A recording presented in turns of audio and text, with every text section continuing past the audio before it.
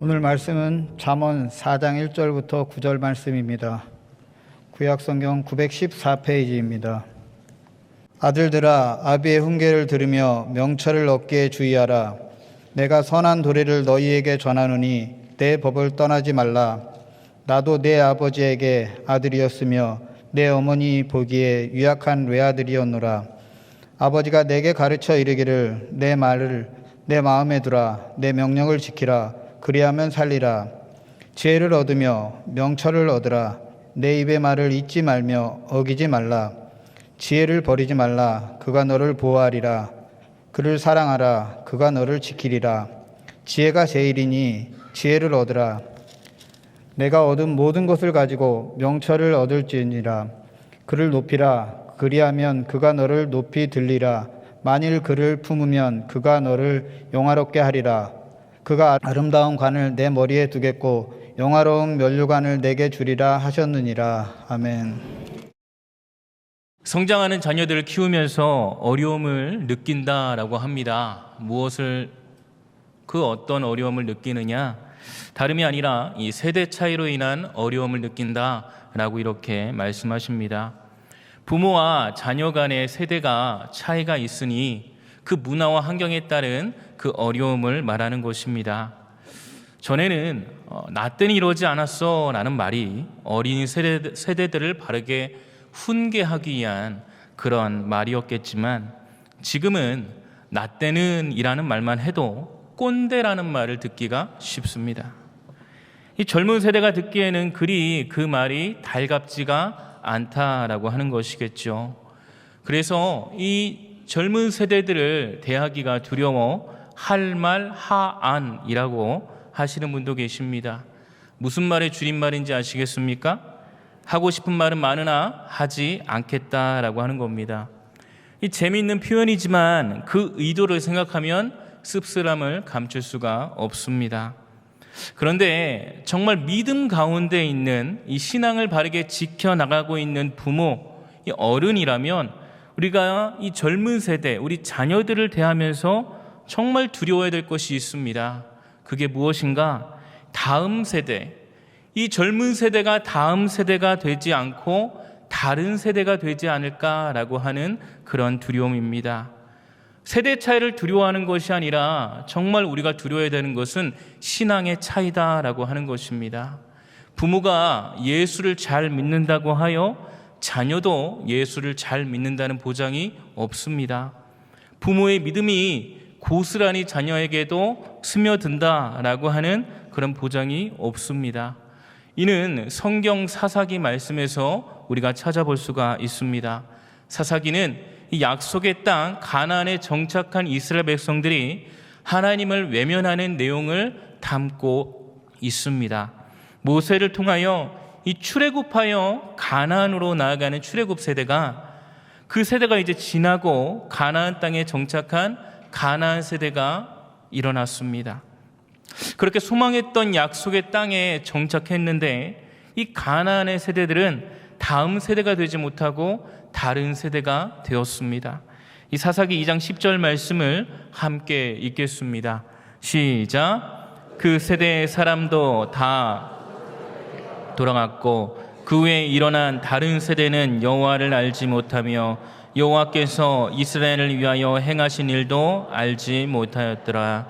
아멘. 출애굽의 세대들이 지나고 다음 세대가 일어납니다. 그런데 안타깝게도 그 다음 세대는 다음 세대가 아니라 다른 세대가 되었다라고 성경에서는 말씀하고 있습니다. 왜 그런가요? 그들이 여호와를 알지 못하고 여호와께서 이스라엘을 위하여 행하신 일도 알지 못했기 때문에 그렇습니다. 여호와를 알지 못한다, 다시 말하면 하나님을 경외하는 신앙이 없었다라고 하는 것입니다.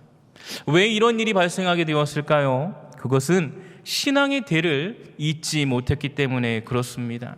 신명기 4장 1절 그리고 5장 33절 6장 3절에는 비슷한 말씀이 기록되어 있습니다. 거기에는 이스라엘 백성들에게 하나님의 법대와 규례를 가르치고 그것을 지켜 행하라 라고 하는 이 당부의 말씀이 기록되어 있습니다. 그렇습니다. 이것이 신앙을 가진 자, 특히 믿음을 가진 부모, 그 어른이 가져야 되는 의무이자 책임이다라고 하는 것입니다. 또 중요한 한 가지가 있는데요. 신명기 4장 5절 말씀을 우리가 함께 읽겠습니다. 시작. 내가 나의 하나님 여호와께서 명령하신 대로 규례와 법도를 너희에게 가르쳤나니 이는 너희가 들어가서 기업으로 차지할 땅에서 그대로 행하게 하려 함인즉. 모세가 그들에게 하나님이 명령하신 대로 규례와 법도를 가르쳤습니다. 그런데 거기서 끝나는 것이 아니라 너희도 그리하라라고 하는 것입니다. 다음에 이어지는 6절 말씀에서는 그것을 지켜 행하는 자들이 바로 지혜와 지식이 있는 백성이다라고 말씀하고 있습니다. 곧 출애굽 세대들이 죽고 그 다음 세대가 다른 세대가 된 것은 그들에게 그 신앙을 가르쳐주지 않았기 때문입니다. 신명기 6장 7절에는 그래서 이렇게 말씀합니다. 내 자녀에게 부지런히 가르치라. 집에 앉았을 때든지 길을 갈 때든지 일어날 때든지 언제나 하나님의 말씀을 강론하며 부지런히 가르치다라고 이렇게 말씀하고 있습니다. 잠언 22장 6절 말씀에서는 마땅히 행할 길을 아이에게 가르치라. 그리하면 늙어도 그것을 떠나지 아니하리라 라고 이렇게 말씀하고 있습니다. 그것을 떠나지 아니하리라. 다른 번역본 성경을 보니까요, 그 길을 떠나지 아니하리라 라고 이렇게 말씀합니다. 그 길, 어떤 길을 이야기하는 걸까요? 바로 여호와를 경외하는 길입니다. 그 지혜로 살아가는 길, 그 지혜로 말미암아 그 삶이 영이 되는 길, 그 길을 그 어린 아이 때부터 부지런히 가르치라라고 하는 그 말씀입니다. 3살 버릇 80까지 간다라는 속담을 다 알고 계실 겁니다. 무슨 의미입니까? 한 번 들인 버릇은 여간해서 고치기가 힘들다라는 의미를 가지고 있습니다. 몸에 나쁜 버릇이 들지 않도록 그래서 잘 가르치고 또 잘 배워야 한다는 의미를 내포하고 있습니다. 종종 이 신방을 할 때 장성한 자녀들의 신앙생활을 안타까워하며 토로하시는 분들을 보곤 합니다. 목사님, 어렸을 때는 우리 아들이, 우리 딸이 신앙생활을 참 잘했어요. 그런데 그 자녀들의 지금 믿음의 현주소는 어떠합니까? 너무나도 안타깝습니다. 예전에는, 어렸을 때는 누구 부러워할 것 없이 정말 열심히 신앙생활하고 또 학생부, 청년부에 임원도 하고 그랬던 자녀가 이 장성에서는 왜 믿음을 놓치고 살아갈까? 왜 우리 자녀가 이 신앙의 대를 잇는 다음 세대가 아니라 다른 세대가 되고만 것일까? 단순히 이 장성한 자녀의 환경과 상황을 이유로 들기에는 부족합니다. 말씀 가운데 그 이유를 한번 유추해 보도록 하겠습니다. 사사기 2장 6절 말씀입니다. 우리가 함께 읽겠습니다. 시작. 전에 여호수아가 백성을 보내매 이스라엘 자손이 각기 그들의 기업으로 가서 땅을 차지하였고, 이 여호수아의 명령을 따라 이스라엘 백성들은 각기 흩어졌고 또 그들에게 주어진 땅을 차지하기 위해 노력했습니다. 이스라엘 백성들은 그들의 본분인 이 하나님의 법도와 규례에 따라 자녀들에게 말씀을 가르치고 하나님을 경외하도록 노력하는 시간보다 이 자신들의 가업, 자신들의 생업을 챙기기에 바빴다라고 하는 겁니다. 우리도 한번 돌아볼까요? 정말 이 하나님의 말씀을 바르게 지켜 행하여 이 자녀가 그 하나님의 지혜로 말미암아 세상의 그 어떤 지식, 세상의 그 어떤 지혜, 세상의 그 어떤 문화, 세상의 논리, 명예, 물질, 세상에서 얘기하는 그 모든 것들, 그 가치 있는 것들이 아니라 이 여호와를 경외하는 것, 이 여호와를 경외하는 것, 그것이 가장 큰 가치로 내가 자녀들에게 교육하고 있고, 그것 때문에 나는 다른 그 어떤 생업과 그 가업보다도 중요하게 여기고 있는가? 혹 우리의 생업과 가업에 치중한 나머지 정말 중요한 우리 자녀들의 삶의 가치를 우리는 놓치고 있는 것 아닌가? 자녀들의 신앙을 놓치고 있는 것 아닌가? 한번 생각해 보기를 원합니다. 이렇게 말씀하십니다. 그래도 예배는 잘 드렸어요. 내가 예배를 가자고 하니까 따라와 나온 자녀의 모습, 진정 예배를 사모함으로, 정말 하나님을 사랑함으로 그렇게 예배자리로 나온 것일까요? 아니면 마지못해 이렇게 나오는 것일까요? 예전에 사역하는 곳에서 이 친자매인 여학생 둘을 가르치게 되었습니다. 겉으로 보기에는 훌륭합니다. 예배 시간도 잘 지키고요. 이 설교를 할 때 눈 맞춤도 정말 잘 하고요. 끄덕끄덕도 하고 아멘도 하고, 성경 골든벨이나 이런 행사가 있을 때 우수한 성적을 내는 자매들이었습니다. 정말 모범적인 신앙생활을 하는구나라고 생각했습니다. 아니, 그렇게 보였습니다. 그런데 가만히 보니까 그 자매들의 모습, 그 얼굴에 웃음기가 없습니다. 뭔가 모르게 편하지 않는 모습이에요.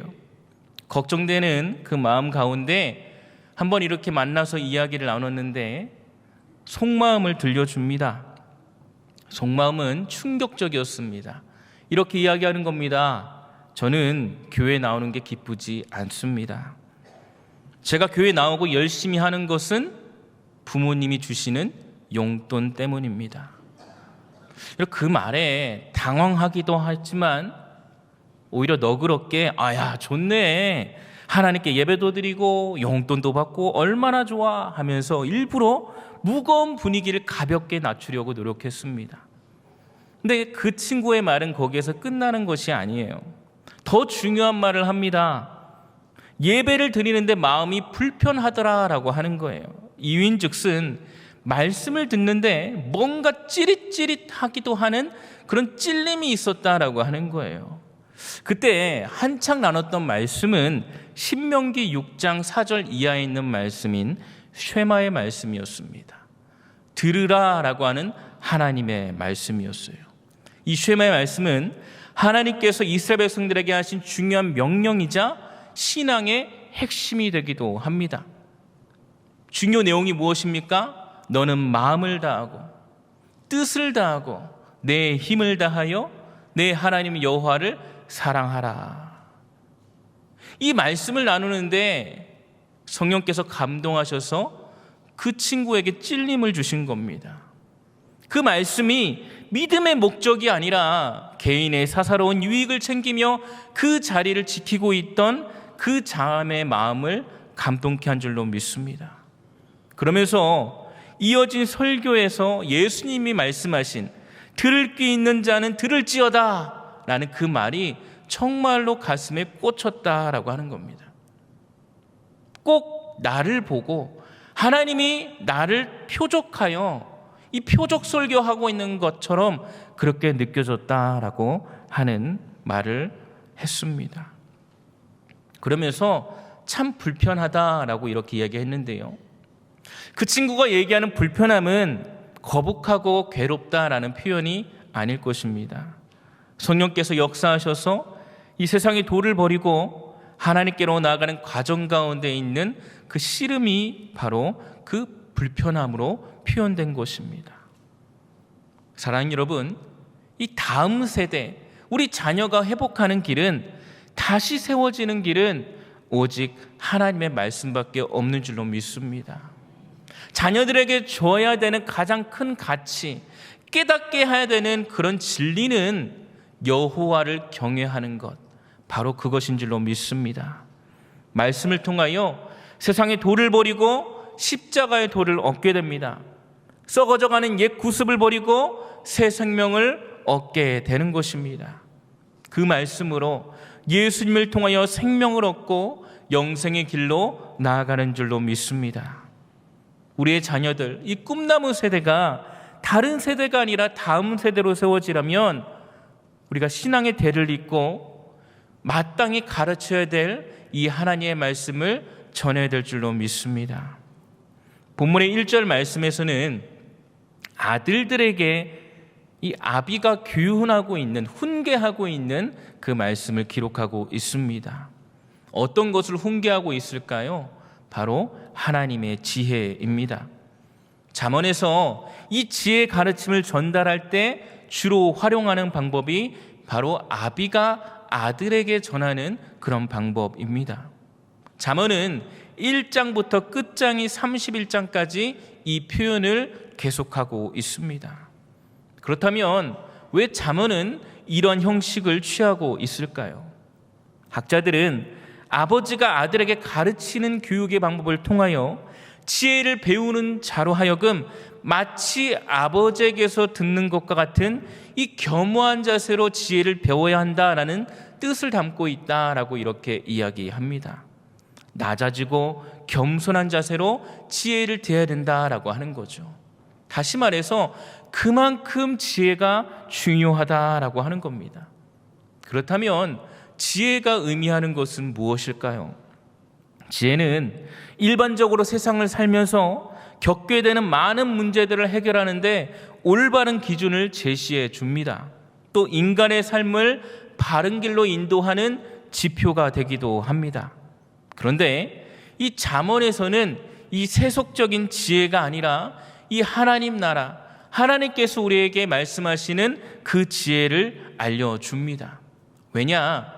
인간의 지혜가 삶 속에 있는 모든 문제들에 대한 최종적인 해답을 제시해 주지 못하기 때문에 그렇습니다.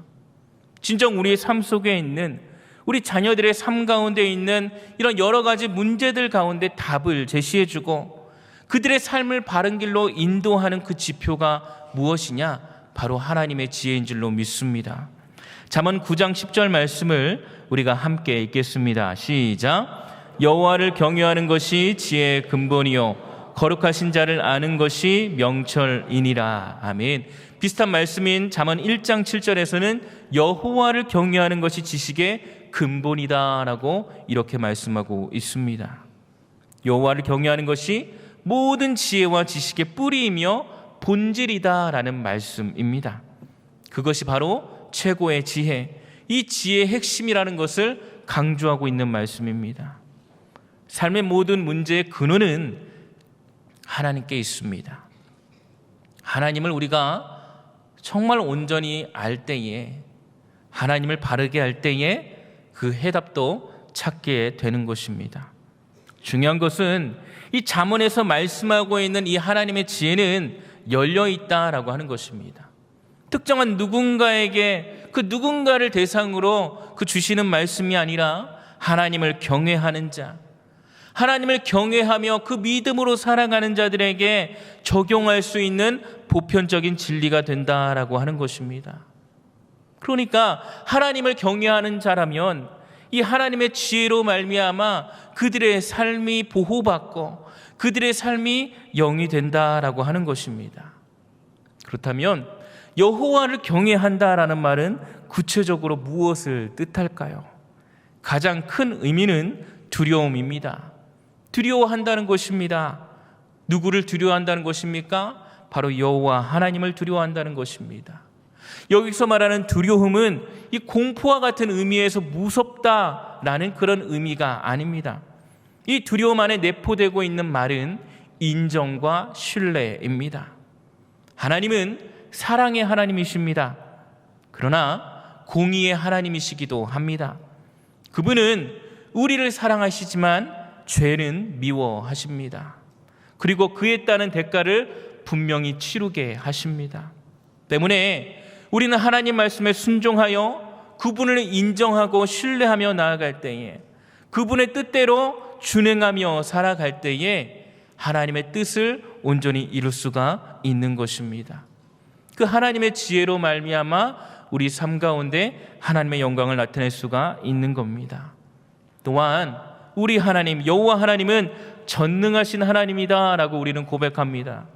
능치 못할 일이 없으신 하나님이다라고 이렇게 고백합니다. 그분이 우리의 삶의 모든 영역 가운데 함께 하시며 우리의 삶을 주관하신 분이다라고 하는 것을 우리가 인정하며 나아갈 때에 우리는 삶의 모든 영역 가운데 그 하나님의 주권 아래에 있는 줄로 믿습니다. 사람이 자기의 지혜로 아무리 훌륭한 계획을 세워도 그것에 잘 되고 못 되고 하는 것은 전적으로 하나님께 달려 있습니다. 이것을 우리가 알고 그 믿음으로 나아간다면 범사에 하나님을 인정하고 신뢰하며 주님의 뜻대로 나아갈 수가 있는 것입니다. 솔로몬은 이 지혜를 얻으라고 오늘 말씀 가운데 아들들에게 당부하고 있습니다. 지혜의 중요성 때문에 오늘 말씀뿐만이 아니라 이 잠언의 많은 부분 가운데 이 지혜가 얼마나 중요함을 솔로몬이 당부하고 있습니다. 본문의 1절 말씀은 이렇게 명령합니다. 훈계를 들으라. 명철을 얻기에 주의하라. 무슨 말입니까? 받아들이라 라고 하는 거예요.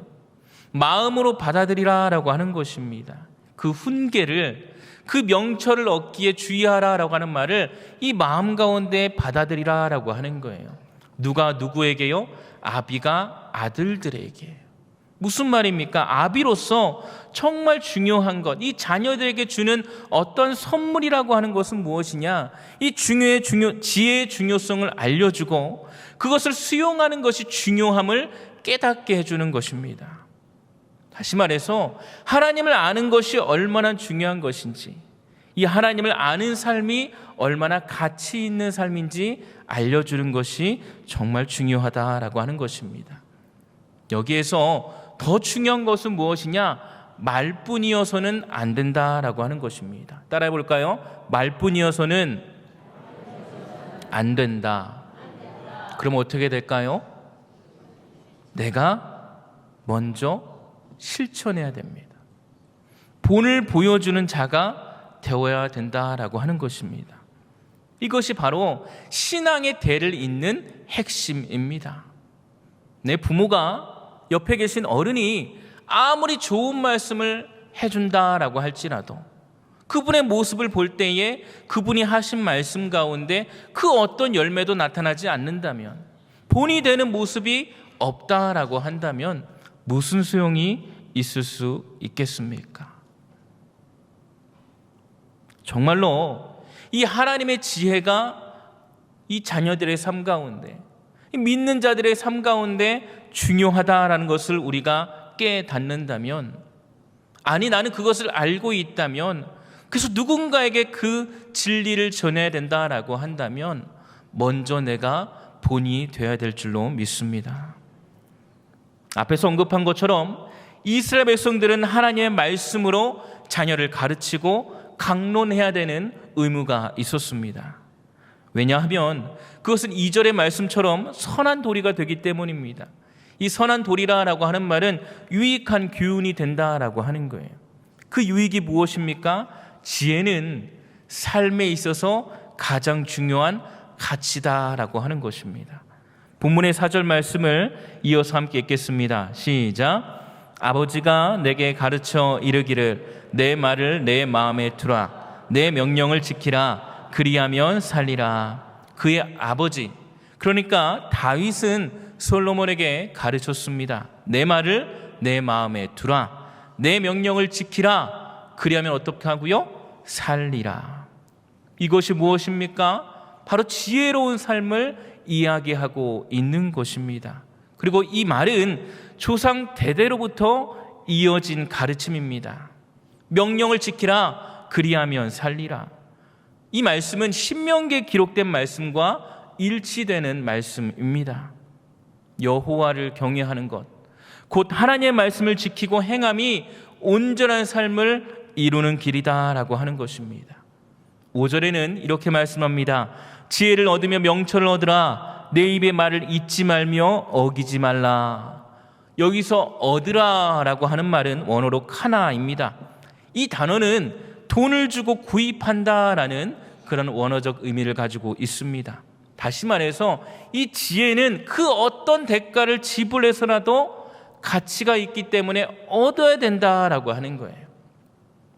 세상에서 정말 딱 한 가지 내가 돈을 주고 살 것이 있다라고 한다면 그것이 바로 지혜다라고 하는 것입니다. 사람의 지혜가 아니라 하나님의 지혜를 말씀하고 있는 것입니다. 곧 그것이 무엇입니까? 여호와를 경외하는 것이다라고 하는 것이죠. 모든 것을 다 주어서라도 얻어야 되는 것이 있다라고 한다면 그것은 바로 하나님의 지혜인 줄로 믿습니다. 한마디로 오늘 말씀의 제목처럼 지혜가 제일이다라고 하는 것입니다. 그러면서 6절 이하부터는 지혜를 의윤하여 왜 지혜가 중요한지, 그리고 그 지혜가 주는 유익은 무엇인지 알려주고 있습니다. 마치 이 지혜를 신부와 아내처럼 그렇게 정말 사랑스러운 모습으로 표현하고 있습니다.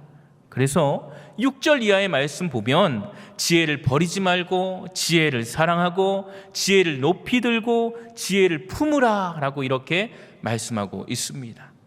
이 말을 신랑이 사랑하는 신부에게 하는 말이다라고 한다면 얼마나 달콤한 말입니까? 이것은 지혜의 최고의 가치와 의무를 두고 그 지혜를 귀히 여기라라는 말씀입니다. 그러면 그 지혜는 도리어 너를 보호하고 지키고 영화롭게 하리라라고 하는 말씀입니다. 곧 우리가 하나님을 최고의 가치로 여기고 그 하나님의 나라와 하나님의 의를 세워나가기 위하여 이 말씀을 순종하며 나아갈 때에, 이 믿음의 길을 계속하며 나아갈 때에 하나님은 우리를 기억하시고 우리의 삶을 지키시고 보호하시며 끝내는 그 생명의 면류관, 승리의 면류관을 우리에게 허락하여 주신다라고 하는 것입니다. 사랑하는 여러분, 이 지혜를 우리 삶 가운데 가장 큰, 가장 귀한, 정말 우리가 부단히도 애써서 얻어야 하는 가치라고 여기신다면 이 믿음 가운데 우리 자녀들에게도 이 진리를 전할 수 있는 저 여러분 되시길 간절히 소망합니다. 말씀을 정리하겠습니다. 누구도 우리의 다음 세대들이 다른 세대가 되지 않기를 원합니다. 그들이 하나님을 알기를 원합니다.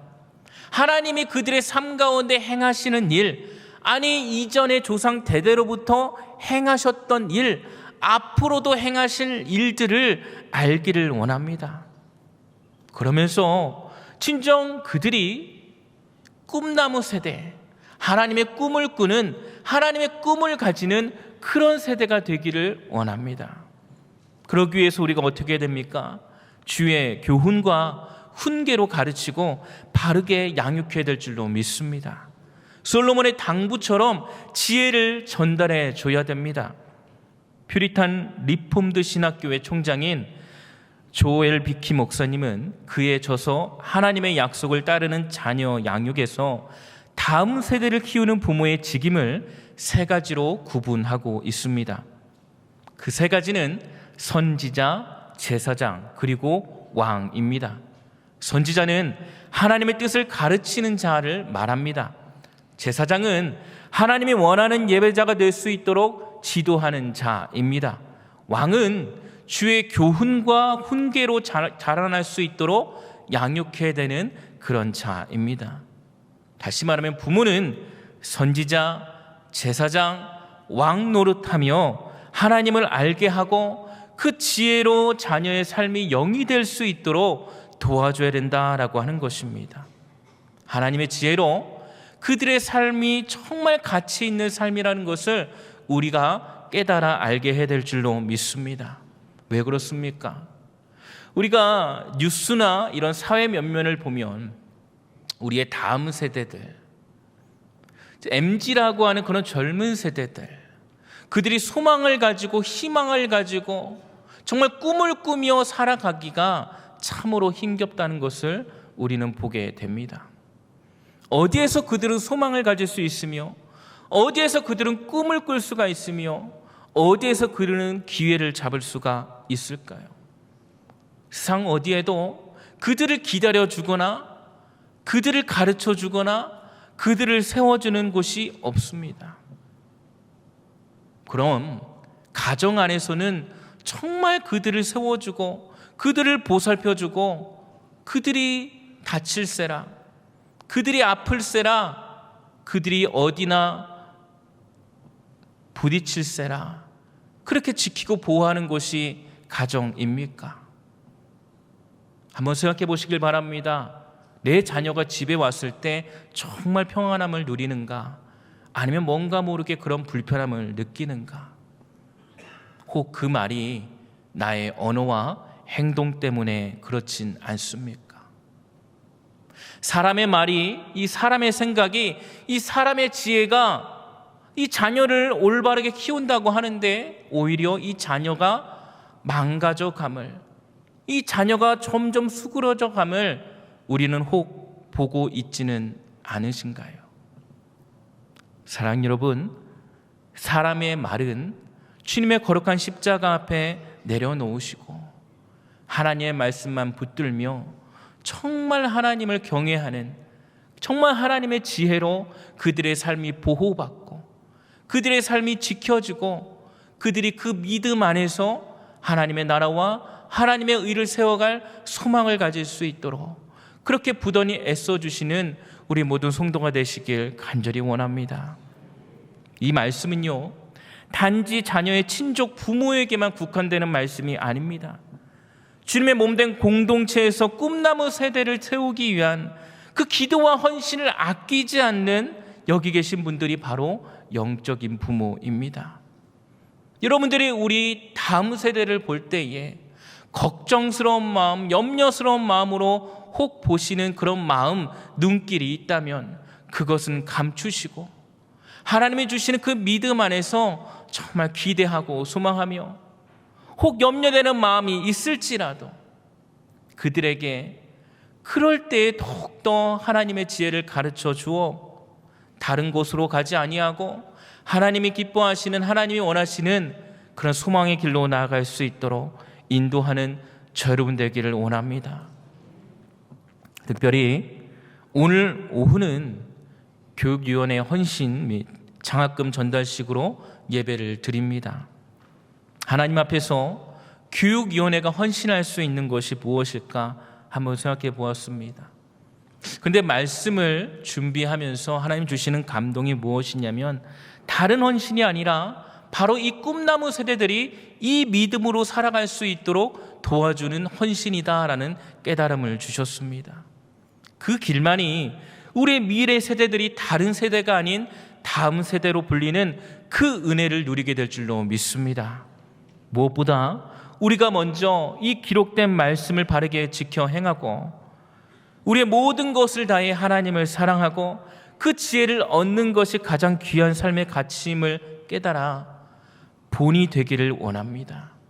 그래서 우리가 굳이 자녀들을 염려하고 걱정하지 않아도 하나님께서 그 지혜로 말미암아 그들의 삶을 영예해 가심을 믿음으로 고백하며 하나님께 기쁨으로 나아가는 우리 모두 성도 되시길 주님의 이름으로 간절히 축원드립니다.